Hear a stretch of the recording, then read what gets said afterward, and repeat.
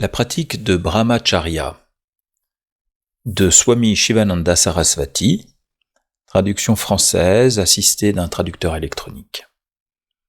Donnons d'abord une définition de Brahmacharya. Brahmacharya signifie littéralement achara, ou une conduite qui mène à la réalisation de Brahman ou de son propre soi. Cela signifie le contrôle du semen, la graine sexuelle, chez l'homme et la femme, l'étude des Védas, écriture, et la contemplation sur Dieu. La signification technique de Brahmacharya est l'auto-retenue, en particulier la maîtrise du contrôle parfait de l'organe sexuel, ou de l'absence de luxure dans la pensée, la parole et l'action. Fermez les guillemets, Swami Shivananda. Note de l'éditeur. Les instincts et les appétits font partie de toute vie sur Terre. Les pulsions sensorielles et les besoins biologiques sont communs à l'homme et à l'animal. Le sexe est l'un des aspects les plus importants et les plus essentiels de la vie humaine, animale et végétale. Le sexe fait partie intégrante de la vie humaine, animale et végétale. Alors que cet aspect de la vie est réglé par la nature chez les plantes et par l'instinct chez les animaux, chez l'homme, c'est le bon sens, l'intelligence et la raison développées qui contrôlent et régulent cet aspect de la vie. Les vastes et anciennes écritures du monde offrent à la société humaine des lois et des règles spécifiques à cet égard. En ce qui concerne l'Inde, en tant que nation, nos ancêtres ont suivi méticuleusement les choses à faire et à ne pas faire, des dharma shastras, ce qui, dans une large mesure, a contribué à leur santé, à leur longévité et à leur bien-être spirituel. Mais hélas, dans le monde d'aujourd'hui, et plus particulièrement dans la classe éduquée, dans toutes les couches de la société et dans tous les groupes d'âge, les normes de conduite établies par les Écritures sont bafouées avec une telle impunité que nous voyons tout autour de nous le nombre d'épaves physiques, mentales et morales augmenter chaque jour. L'une des raisons de ce triste état de fait est l'ignorance par l'homme moderne de ses propres trésors scripturaux.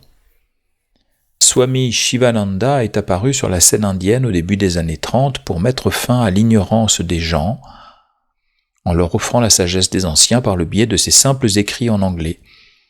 Il est bien connu qu'en dehors des traités spirituels, le grand maître, dont l'amour pour l'humanité ne connaissait pas de limite, a écrit un certain nombre de livres concernant la santé, l'hygiène et la médecine. L'un d'entre eux, la pratique de Brahmacharya, donc ou vie de chasteté, traitait principalement du célibat et, lorsque le célibat n'était pas possible, d'une vie sexuelle réglée. Ce livre a été très apprécié du public. Ceci mis à part, les pensées de Swamiji à propos du sexe et de la sublimation du sexe sont également présentées ici et là dans ses volumineux écrits. Dans le présent volume, toutes les pensées et instructions de Swamiji sur le sujet du sexe et du célibat ont été rassemblées dans Practice of Brahmacharya et ailleurs et soigneusement éditées dans le but d'offrir au public, en particulier à la jeune génération, un guide de travail sur le sujet vital de la sublimation du sexe. Il s'agit d'un acte d'amour envers la jeunesse moderne qui est souvent laissée dans l'obscurité par une société irresponsable. De nos jours, nous entendons souvent parler de délinquance juvénile, mais cette délinquance juvénile est elle-même le résultat de l'irresponsabilité des adultes.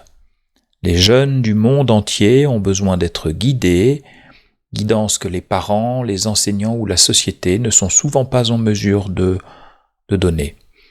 Nous espérons que ce livre du saint maître Swami Shivananda comblera la lacune mentionnée et offrira aux jeunes du monde la connaissance et les conseils qu'ils méritent, tant dans un domaine vital qui affecte leur bien-être physique, mental, éthique et spirituel.